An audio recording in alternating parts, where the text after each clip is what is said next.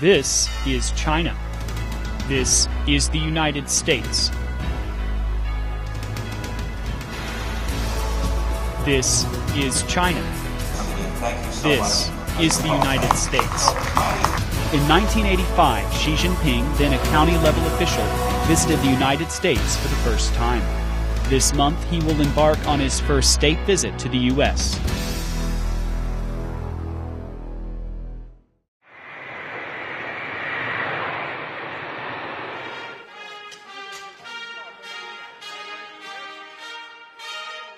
He's still that same lovely man. Very, very humble. Smart individual and a nice man, but the ability to communicate. President Xi is no stranger to the United States. Why Iowa? Why are you going to Iowa? It all began in 1985.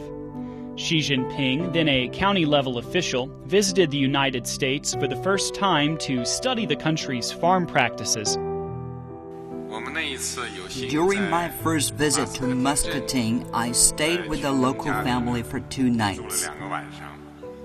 This is the house Xi Jinping stayed in while in Muscatine.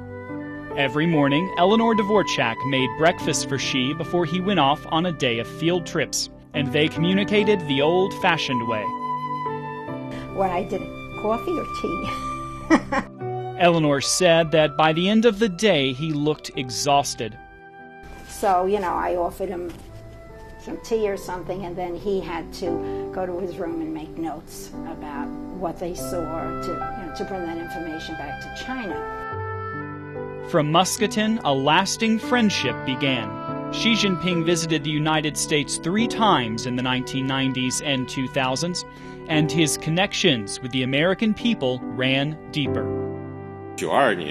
In the spring of 1992, when I was working in Fuzhou City in Fujian Province, I came across an article entitled Guling in a newspaper.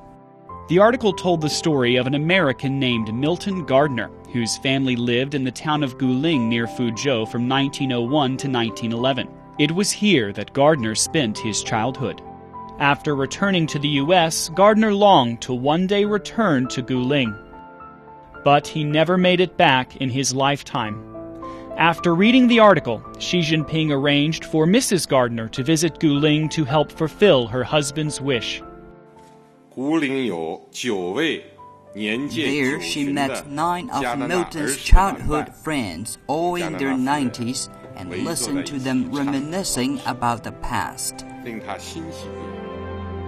And for some Americans, their stories are just as personal.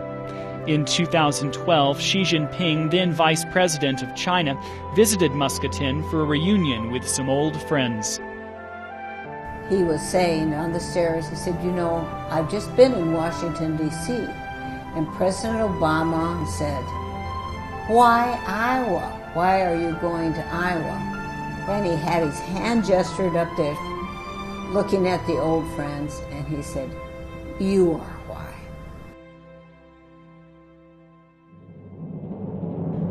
In the 3 decades since Xi Jinping's first U.S. visit, China has grown into the world's 2nd largest economy. Meanwhile, Xi Jinping rose from a county-level official to eventually become the leader of 1.3 billion people.